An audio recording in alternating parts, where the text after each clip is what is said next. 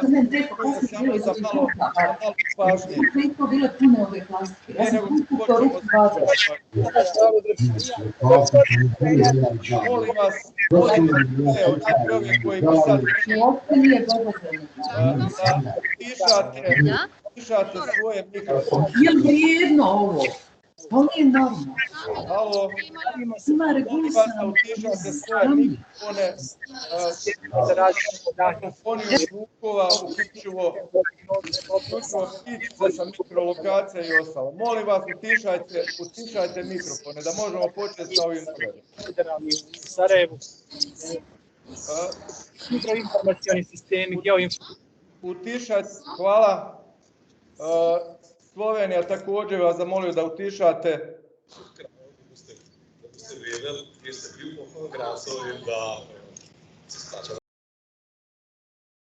Hvala lijepo. Evo, izgleda da smo uspjeli, nadam se da me svi dobro čujete, pa evo, ja bih počeo sa službenim obilježavanjem ovog našeg dana rijeke Save. Znači, evo, poštovane dame i gospodo, izuzetna mi je čast što mogu otvoriti ovaj skup kojim ćemo na jedan skroman i simboličan način obilježiti 1. lipnja dan rijeke Save.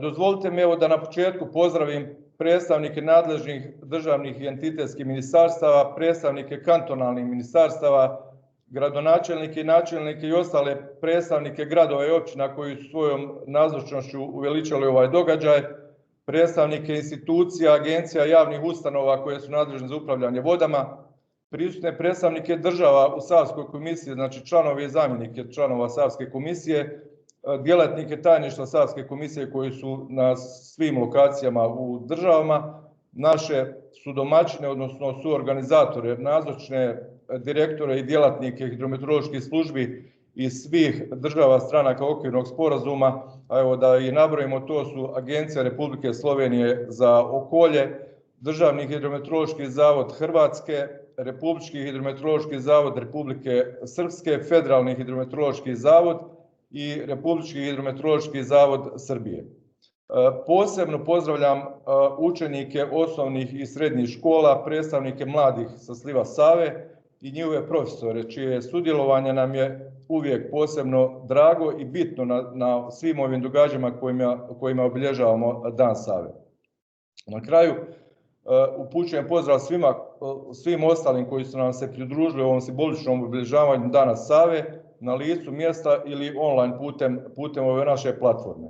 Za one koji možda nisu dobili poveznicu za priključenje ovom događaju putem maila, link za pristup je još dostupan na našoj internetskoj stranici, znači internetska stranica Savske komisije www.sava.commission.org, pa tu ćete naći pod ovim recentnim događanjima, znači link gdje se možete priključiti svojim mobitelom. Evo, znači dozvolite da se svi zajedno podsjetimo da se Dan rijeke Save obilježava u sve 4 države stranke okvirnog sporazuma o Savi od 2007. godine, kada je u Zagrebu na prvom sastanku stranaka okvirnog sporazuma 1. lipnja službeno proglašen Danom Save. Kroz sve ove protekle godine, kroz različita događanja u organizaciji Savske komisije, institucija država koje dijele sliv Save, kao i lokalnih zajednica, promicali smo svijest o vodnom bogatstvu sliva Save i potrebu njegove zaštite, ali i zaštite od štetnog djelovanja voda. Naglašavali smo važnost očuvanja okoliša Savskog kraja i njegova kulturno-povijesnog nasljeđa, kao i važnost održivog razvoja koji je u stvari jedan od glavnih ciljeva suradnje savskih zemalja.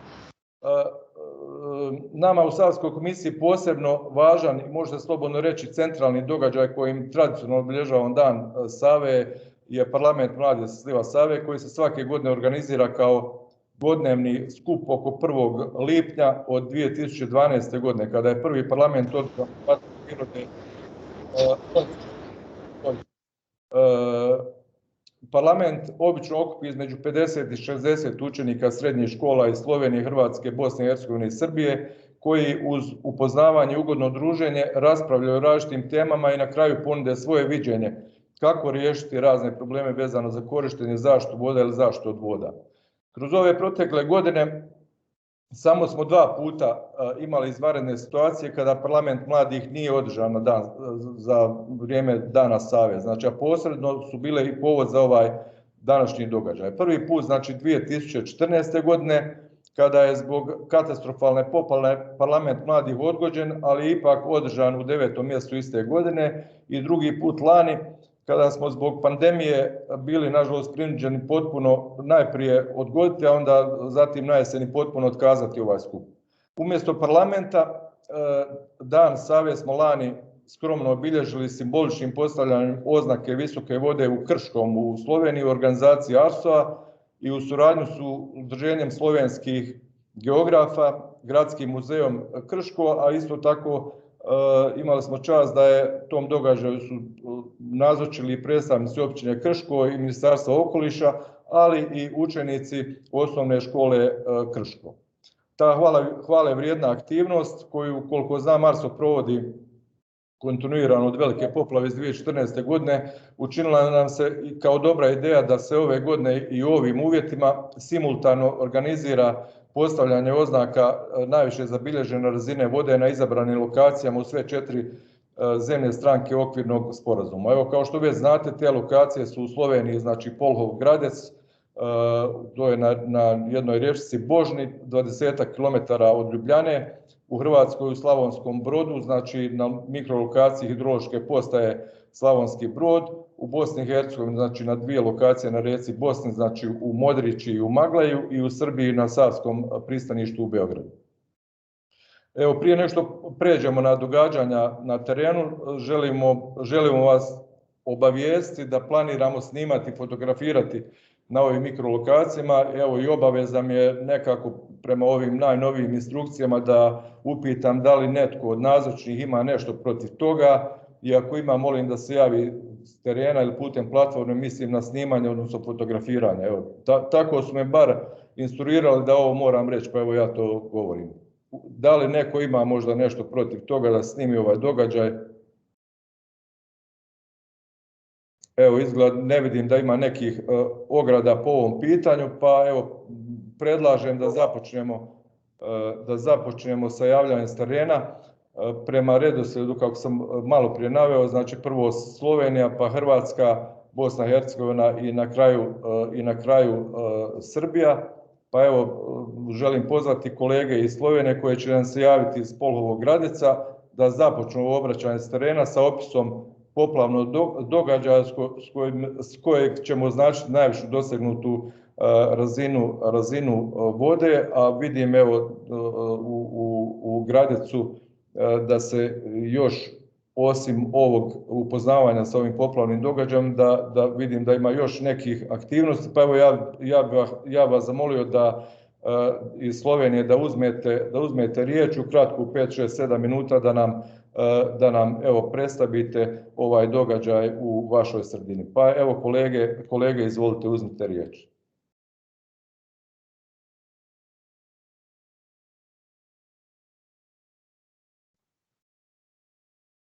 Molim mikrofon, upalite mikrofon. Slovenija, mikrofon. Še enkrat, probaj. Može, sad čujemo.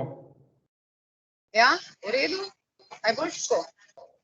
Ja, torej, zbrani smo v Sloveniji, osnovna šola Polhov Gradec, občina Dobrova Polhov Gradec, Ministrstvo za okolje in prostor, Agencija Republike Slovenije za okolje, gasilsko društvo Polhov Gradec in nekaj lokalnega prebivalstva.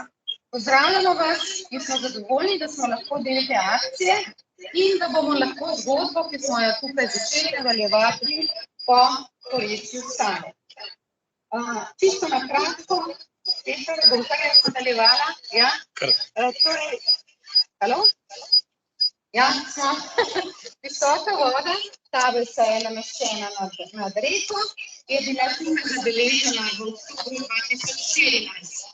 Nekdo ni najvišja zabeležena bila, ampak reka je bila še najvišja, vendar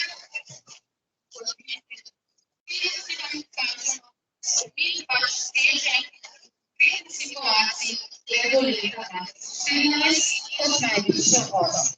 Tukaj je tudi mogoče črnica, prosim te poveš par besed in pozdraviš kolege dol vodno, potem pa bomo glavno besedo dali učencem osnovne šole.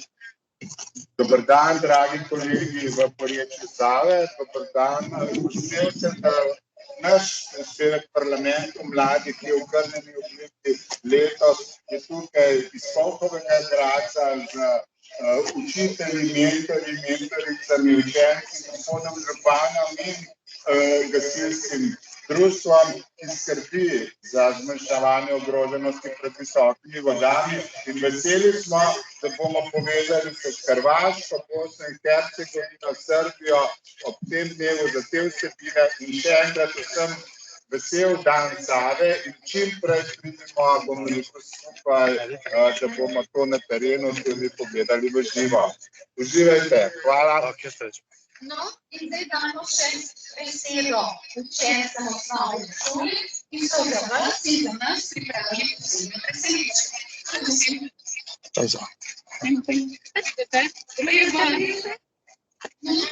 Kakšno je to posebno presenečenje?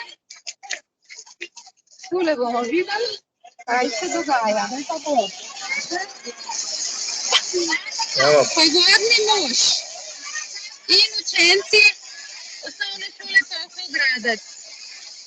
Za nas so pripravili posebno presenečenje. Ja?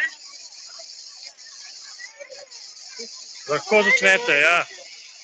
Spuščamo ladjice proti dolvodnim rekam. Najprej v Gradaščico, nato Ljubljanico in nato v reko Savo. In Sava v Donavo. Ladjice bojo sled kolegom, učencem, počeli porečju Save in bojo prišle do reke Donave. V kolikih dneh bojo prišle te ladjice iz Slovenije do Donave? To je domača naloga za poletne počitnice.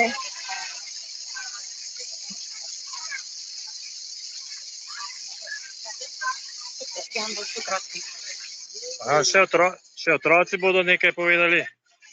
Evo, izvolite otroci.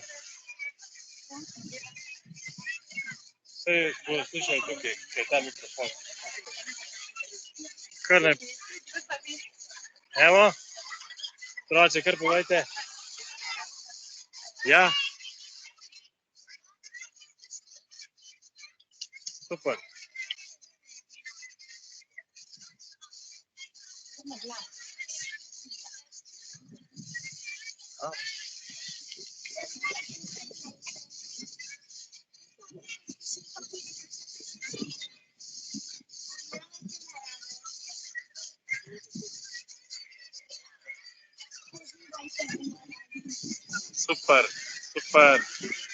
Super. Otroci, hvala za poročilo. Bo še ti povedal? O, super.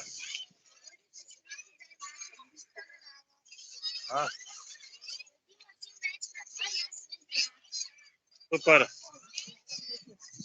To je to.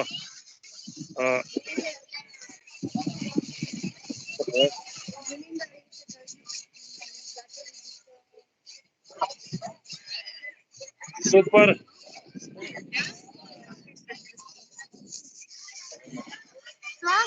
No, hvala lepa kolegi, zdaj pa predajamo besedo Hvala. Adijo Slovenije.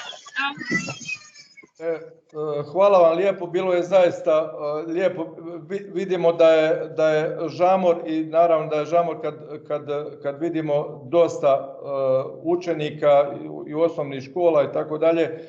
Malo smo imali problema sa zvukom, ali mislim da smo svi uhvatili ovaj događaj i praktički da je na taj način naglašena važnost ovog dana Save. Pa evo ja bi sad odmah prešao znači u Slavonski Brod, pa bi zamolio znači kolege iz Slavonskog Broda znači da uključe, prvo najprije kolege iz Slovenije da isključe mikrofon ako već nisu, a zamolio bi kolege iz Slavonskog Broda znači da nam se obrate. Pa evo izvolite kolege. Evo, jel se čujemo? Čujemo se odlično. Dobar dan.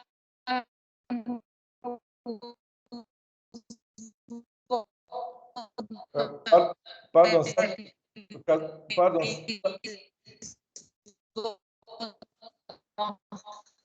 Od nas u Slavonskom Brodu. U Meteorološkom zavodu, čiji smo mi predstavnici koji smo danas ovo postavili ovdje, pa smo na neki način domaćini događaja s Savskom komisijom, posjedujemo podatke, niz podataka mjerenja s ove lokacije, odnosno prethodno je bila tu pored, možemo reći, iste lokacije od 1900. godine. Fascinantno je da u tako dugom trajanju i radu ove postaje najviši se bilježen vodostaj se dogodio relativno nedavno, 2014. godine, kad su bile katastrofalne poplave u donjem toku Save.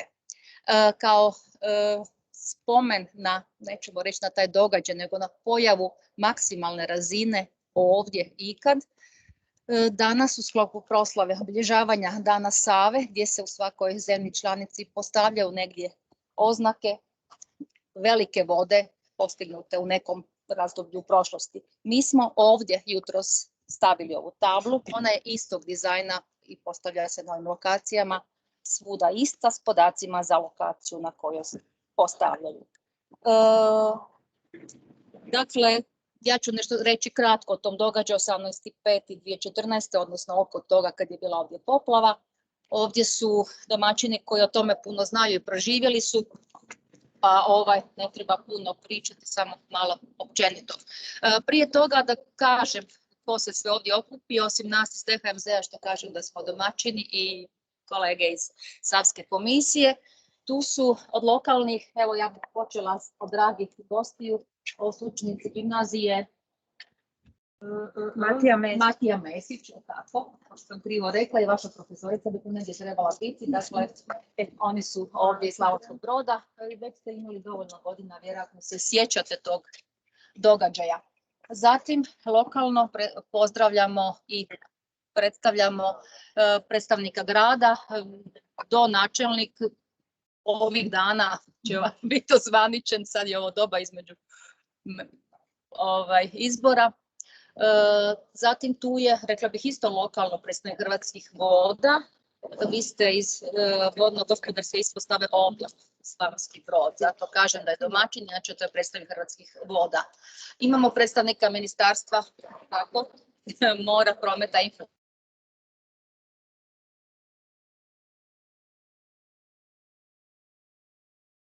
Nisu i rečali da će nas pratiti iz Zagreba. Kolegica Elizabeta Kos se javila tu i pozdravila, dakle da znamo da nas sluša. Ovdje su predstavnici medija i to bi bilo to koliko mogu vidjeti oko sebe. Dakle, taj poplavni događaj koji ćemo spomenuti i posljedica koji je ova ovdje oznaka, dakle ovaj crveni vrh strelice pokazuje razinu vode koja je bila na ovaj datum 18. svibnja 2014. godine. 14. godina, 2014. naravno, ostaće zapamćena kao godina ekstrema meteoroloških i hidroloških. U toj su godini zabilježene 3 velike poplave. U veljači na slivu Kupe, u svibnju ovdje donji sliv Save, zatim u rujnu opet Kupa i Drava i Mura. Ovdje se dogodila pojava tisućljetne vode na Dravi i Muri, stoljetna voda. U ovom donjem dijelu Save, ne samo u Slavonskom Brodu, nego i postajama redom, postignuti su maksimalni vodostaj povijesni. Dakle, radilo se o tako velikoj poplavi. Koje su okolnosti dovele do nje? To je bila prije svega velika količina oborina u travnju, zatim početkom svibnja i onda sredinom svibnja jedna jaka ciklona koja je jednostavno kružila nad jugoistočnom Europom i nije odlazila. Ona je uzrokovala velike oborine na pritocima, desnim pritocima Save i zapravo sve te poplave su posljedica toga, a ne dotoka uz vodu Save. Redovna obrana od poplave kod tog poplavljivanja ovdje započela je 16. svibnja i trajala je skroz do 25. svibnja. To je odmah značilo evakuaciju dijela stanovništva, zatvaranje cesta, izgradnju zečjih nasipa, inače štićenje točaka nasipa za koje su mogli biti potencijalno nesigurni. Maksimalan ovaj vodostaj zabilježen je zapravo u noćnim i rano jutarnjim satima 18. To iznosio je 939 cm, dakle to je najveći zabilježeni vodostaj u povijesti postaje. Najbliži tome je bio 882 cm, taj je zabilježen 2 puta u povijesti, 1974. i 2005. Tako velik vodostaj zapravo je posljedica potoka Une, zatim Vrbasa, koji ulaze u Savu prije ove postaje, ali onda i Bosne koja je donijela najviše vode, koja je stvorila uspod Save. Sve to je utjecalo ovako visok vodostaj, ali i dugo trajanje vodnog vala. Dakle, evakuacija tog vala trajala je jako dugo, poplave su trajale, znate da je popustio nasip, to je čak bilo dan prije ovog zabilježenog vodostaja u Račinovcima u Rajevom selu. Obrana je ovdje zapravo završila uspješno, naravno da je bilo šteta i kasnije sanacija, ali zapravo Slavonski Brod nije prošao tako loše u poplavi kao što se to desilo nizu. Evo, ne bih više o tome, mi možemo poslije u razgovoru od vas čuti kako je to sve bilo ovdje. Vas još jedanput lijepo pozdravljam, poslušat ćemo kolege iz ostalih zemalja pa se malo podružiti. Evo, hvala lijepo kolegici Bušelić. Pa evo, kao što je i sama predložila, ja predlažem znači, da odmah pređemo u Bosnu i Hercegovinu, znači opis poplavnog događaja na rijeci Bosni i evo koliko sam ja upoznat, idemo najprije u Modriću gdje će nam gospodin Borović, direktor Hidrometeorološkog Zavoda Republike Srpske, ukratko opisati ovaj poplavni događaj za koji se postavlja oznaka ove velike vode. Pa evo, gospodine... Pa evo, dobar dan svima, da vas pozdravim iz Modriće i prije svega da nam svima čestitam dan rijeke Save sa željom da nam se ne dese ove poplave koje smo imali 2014. Dakle, nalazimo se u Modrići, u mjesnoj zajednici Modrića 4, gdje smo, kako smo rekli, simbolično postavili tablu kojom smo obilježili veliku vodu 2014. koja se desila 16. maja. Na ovom mjestu na kojem stojimo, evo sad smo procjenjivali, dubina vode iznosila je oko 4 metra, a nalazimo se 500 metara daleko od osnovnog korita rijeke Bosne. Dakle, sam poplavni događaj koji se desio, koleginica Bušelić je već rekla, je rezultat velikih kiša koje su padale krajem aprila i početkom maja. Onda je naišao jedan sušni period i onda smo imali period od nekoliko dana gdje je u cijelom slivu rijeke Bosne kiša bez prestanka padala. Imali smo za taj prolaz i do 300 litara kiše u nekoliko dana. Mi smo sa inicijalnim upozorenjem nekoliko dana ranije izašli, ali iskreno sa tadašnjom opremljenošću i tehnikom koju smo imali nismo mogli ni izbliza da procijenimo razmjere događaja koji će se desiti nakon nekoliko dana. Nažalost, poplave su se desile, štete su neprocjenjive, posebno u izgubljenim ljudskim životima, ali takav događaj koji se desio 2014. izazvao je, odnosno inicirao mnoge projekte koji su implementirani, još se implementiraju i mogu reći da smo puno više i tehnički i kadrovski opremljeni da bi mogli na adekvatniji način da najavimo poplave koje nam se mogu desiti. Ja ne bih mnogo više govorio o konceptu poplava, a pozvao bih gospodina Terzića ispred lokalne zajednice, ispred civilne zaštite opštine Modrića da kaže par riječi konkretno šta se dešavalo u Modriću u maju 2014. godine. Hvala još jednom i pozdrav svima. Hvala. Direktore. Pa evo da pozdravim sve učesnike ovoga video linka i pošto su već rečene osnovni podaci o tom događaju iz tog perioda, Ja bih evo naveo samo moment kad smo saznali da ćemo biti poplavljeni i da opišem ukratko i moment kad smo počeli Bosnu da ispraćamo. Naime, 13. maja 2014. godine civilna zaštita je dobila od kolega iz Maglaja informaciju da je Bosna u naglom porastu. Mi smo time odmah otpočeli znači pripreme za preventivno dočekivanje takve jedne poplave, da bismo tokom dana i popodneva saznali u stvari da će biti katastrofalna poplava. I sve što god smo radili, radili smo s ciljem više psihološke podrške stanovništvu. Pristupili smo ojačavanju postojećih nasipa, upozoravanju svih mjesnih zajednica na dolazeću opasnost i što je najvažnije, otpočeli smo pravovremenu evakuaciju. Evakuacija, nažalost, imala je svoj neki i negativni posljedica, ali to sad drugi put ćemo o tome. Što se tiče same poplave, 15. maja je Bosna počela da se izljeva na području opštine Modrića, a moram napomenuti recimo da je 2 dana ranije u Maglaju bio već veoma velik vodostaj. U momentu kada je u Maglaju bilo preko 500 centimetara, vodostaj u Modriću je bio plus 140, što znači da je to bio ogromna visinska razlika.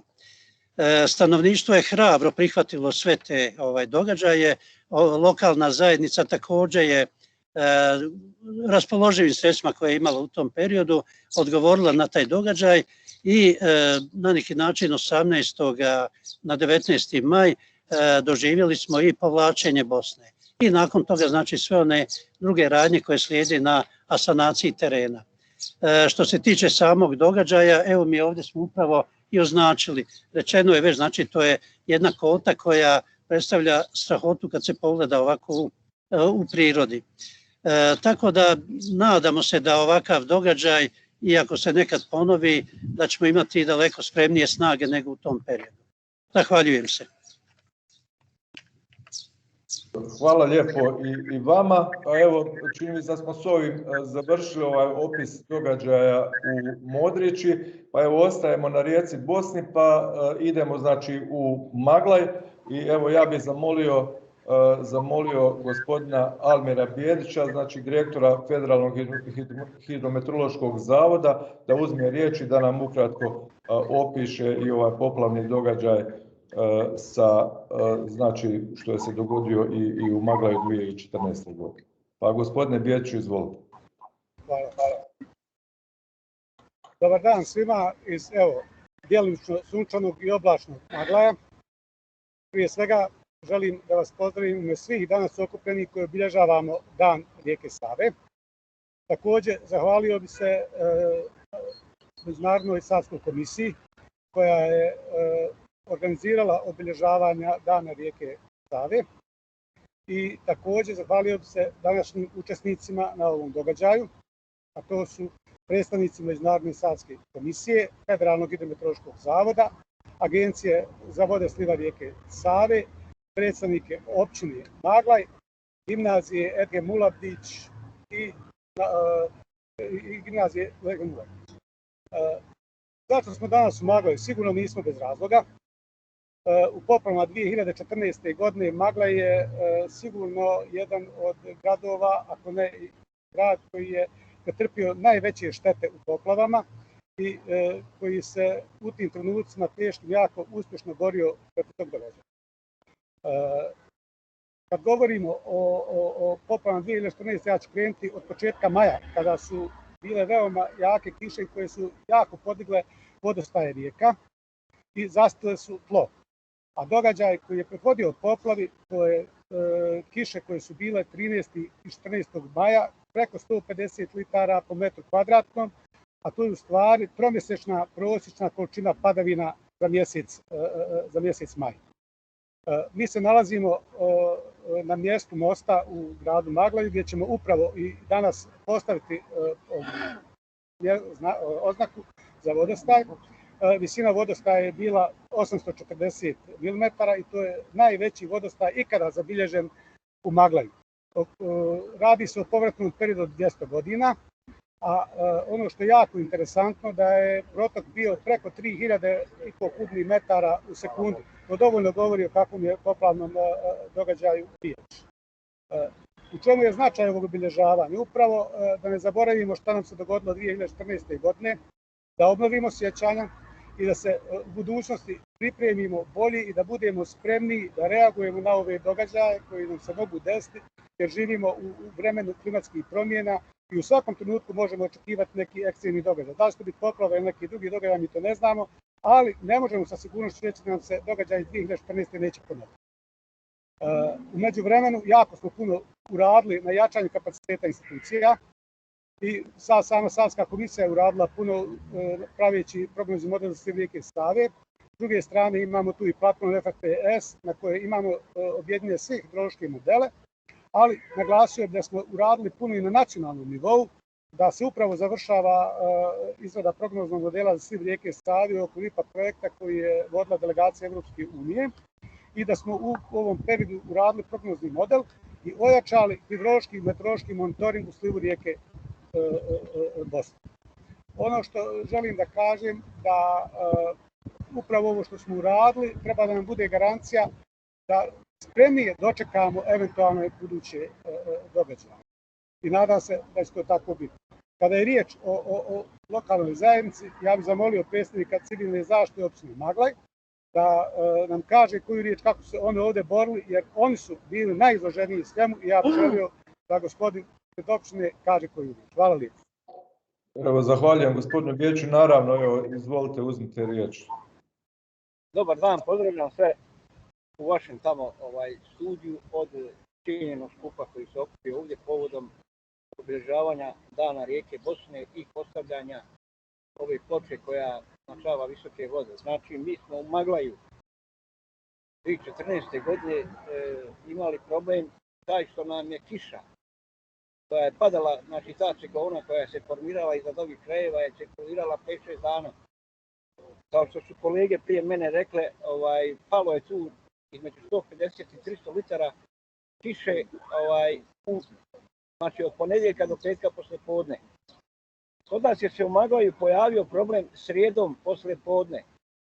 Znači rijeka Bosna je došla do granica svog korita i nekad oko 15 sati počela se izljevati prvo ovdje na gradsku ovu prometnicu, znači ova ulica Srebreničkih žrtava rata. Znači kiša, s obzirom da je neprekidno padala, ta je se situacija pogoršavala. Naravno da su građani Maglaja izlazili, pratili, pomjerali se, sklonjali i tako dalje. I onda su svi mogli vidjeti da je, da kažem drugčije, vrag odnio šalu. Rijeka Bosna je već u večernjim satima ušla u grad, u novi dio grada, tako da je u noćnim satima stigla već bila gotovo do željezničke stanice, što će reći da je cijeli novi dio grada Maglaja bio pod vodom. U četvrtak izutra smo mogli, ja sam tu bio prisutan, znači mogli smo vidjeti kako Bosna teče kroz grad. Znači ovdje gdje mi trenutno stojimo, a to je znači blizu korita rijeke Bosne, nivo Bosne je bio preko 3 metra. Znači već je kolega iz meteorološkog zavoda rekao da je nivo vode u rijeci Bosne bio preko 8,5 metara. Znam da je rijeka Bosna odnijela mjerač, znači koji je mjerio do te visine, vjerovatno je ta voda bila i visočija, čak i ovaj most iza nas ovdje bio pod vodom. Znači nije nikakvog mogućnosti bilo ni ulaska, ni izlaska u grad. I to je trajalo sve do prestanka, čak i kasnije, do prestanka kiše petak posle podne. Voda je se u tom periodu počela povlačiti, tako da je u subotu, znači to je već 4. 5. dan, potpuno izašla iz grada i ostavila je jako velike probleme. Znači, nanos mulja, smeća različitih vrsta, s obzirom da imamo ovdje blizu uzvodno tvornicu celuloze i papira Natron. Tu je bilo znači i proizvoda i poluproizvoda iz te tvornice koja je također bila poplavljena. Imali smo prije i za vrijeme dešavanja ove katastrofe mi smo obavještavali, znači služba civilne zaštite i profesionalna vatrogasna jedinica je obavještavala stanovništvo koje živi uz rijeku Bosnu da se skloni, jer mi nismo mogli pretpostaviti koje će razmjere katastrofa da postigne. Tako da ipak imali smo sreću da nije bilo stradalih, konkretno kao posljedica poplave, i imali smo veliki problem kad smo vidjeli subotom, znači jutra, kad smo došli na posao, vidjeli smo šta je se desilo u Maglaji. Znači tu je osim velike materijalne štete u stambenim, pomoćnim, poslovnim objektima infrastrukture i poljoprivredu, nastala i velika šteta po psihu ljudi. Ljudi su u tom trenutku doživjeli goleme traume. Tako da, to je sad dugoročna stvar. Toliko od mene. Hvala lijepo. Molim vas, evo, pošto su nam ovdje predstavnici i gimnazije Efim Ulavdić, obzirom da na mlađima svijet ostaje, evo ja sam ovdje jednu učenica, neka kaže svoje. Evo, svakako, izvolite. Dobar dan, želim da se prisutni sve pozdravim. Ja sam Tarik, imam 15 godina, učenik sam gimnazije Efim Ulavdić iz Maglaja. Što se tiče poplava, bio sam manji, imao sam 8 godina, sjećam se da smo pretrpjeli sve i svašta, da nije bilo lako izaći, ali mogu reći samo da je Maglaj nakon te poplave izašao još ljepši, bolji, on izronio je. Eto, to je nešto ukratko što mogu reći. Jeste, Hvala lijepo i pozdravljamo iz Maglaja. Hvaljujem najljepše, naročito na ovom zadnjem javljanju. Pa evo, ja bi sad, pošto vidim da je u Beogradu, evo, nažalost, čini mi se da pada kiša i vjerovatno im se, evo, i žuri da se javi i da praktički završe ovaj događaj. Ja bih odmah pozvao kolege u Beogradu, odnosno gospodina Slavimira Stevanovića, pomoćnika direktora Republičkog hidrometeorološkog zavoda Srbije, da uzme riječ. Da li se čujemo? Beograd. Dobar dan, ja vas čujem, da li vi čujete mene? Odlično čujem, odlično. Odlično. Fino da vas pozdravim u svoje ime i u ime Hidrometeorološkog zavoda iz danas, nažalost, tmurnog i kišovitog Beograda. Šteta što nismo mogli da vam pokažemo neke lepe slike iz ovog predela, ali to ćemo ostaviti za neku drugu priliku. Želeo bi pre svega da kažem nešto što je u ovom trenutku po meni veoma važno da podvučemo i da svi znamo, ali zapravo da podvučemo. To je činjenica da sa pojavama koje nazivamo poplave ili velike vode treba računati vrlo ozbiljno i u narednom periodu. Pokazalo se to na primjeru Beograda, kako se stvari mogu da dešavaju mimo onoga što je uobičajeno razmišljanje i uobičajena praksa. Naime, poplavni događaj koji mi registrujemo ovde kao maksimalno zabeleženi nivo nije posljedica upravo velikih voda koje su registrovali na Savi i nije se desilo 2014. godine, nego se desilo zapravo 2006. godine kada smo imali jednu drugu hidrološku situaciju, kada je došlo do retke, ali ipak moguće situacije da dođe do koincidencije velikih voda dveju velikih reka, odnosno zapravo u ovom slučaju bila je koincidencija najlaska vrha talasa Dunava, Tise, Velike Morave, Banatskih vodotoka, tako da je zapravo zabeležen maksimalni nivo kao posljedica više porasta na Dunavu i te koincidencije nego što se to dešavalo na Savi. Druga stvar koja je jako važna da se zapamti, da se predoči svim onima koji koriste naše podatke, da nije samo problem u računanju statističkih parametra i određivanju povratnih perioda, nego je problem u tome i u sagledavanju mogućih situacija.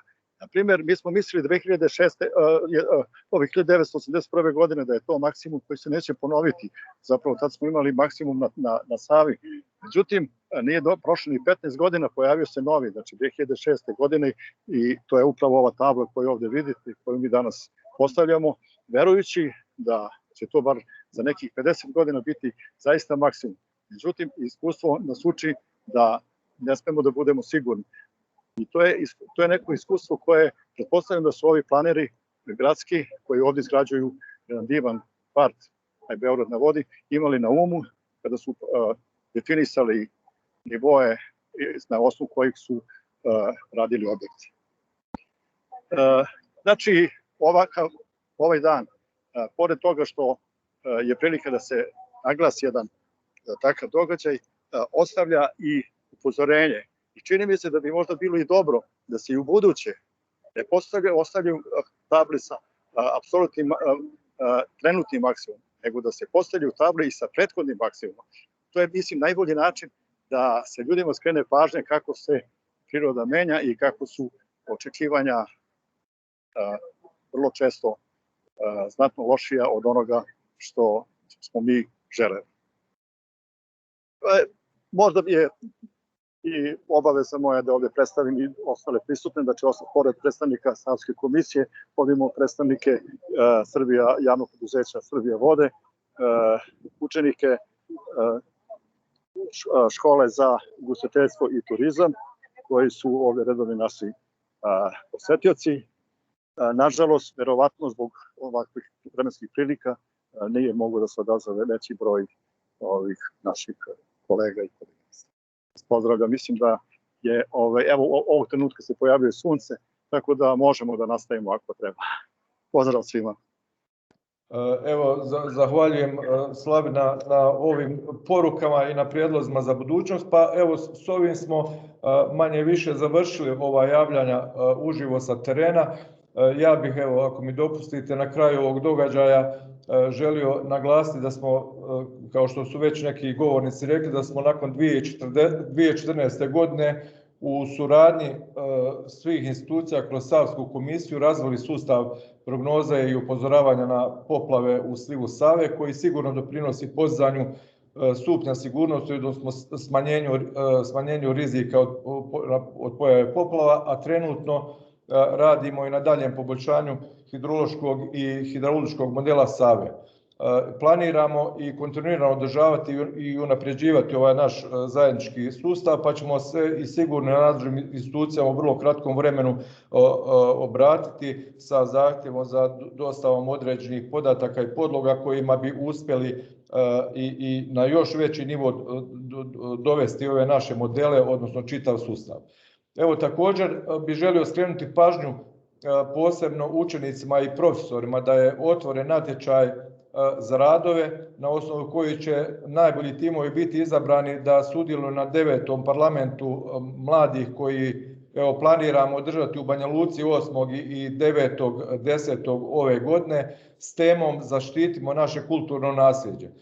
Svi detalji su dostupni na našoj web stranici, natječaj je otvoren negdje do sredine 9. mjeseca, tako da će hvatati iduću školsku godinu, pa evo ja bi zamolio, evo, naročito profesore, mentore da to imaju u vidu. Sve su informacije na našoj stranici i da nam se jave praktički sa svojim radovima u što većem broju. Nadamo se i uživo onda tom događaju, znači u Banja Luci negdje u 10. mjesecu. Evo, i na kraju ovog svega želim se još jednom zahvaliti svima onima koji su doprinijeli na bilo koji način i koji sudjeluju u obilježavanju Dana Save, i pozivam vas da nakon ovog javljanja uživo, znači na mikrolokacijama, nastavite sa svojim kratkim druženjem i razgovorima. Znači, svima želimo ugodan ostatak dana i evo, srdačan pozdrav još jednom svima, sretan dan rijeke Save. Srdačan pozdrav iz Zagreba. Također pozdrav. Pozdrav iz Sarajeva. Pozdrav iz Modriče. I iz Beograda. Doviđenja. Srećna iz Slovenije. Pozdrav iz Slovenije. Ćao. Od Urške. Od Hrvatskega. A res? Ja, Ronataca, vas bomo pelali v Zagreb, bom jaz organiziral.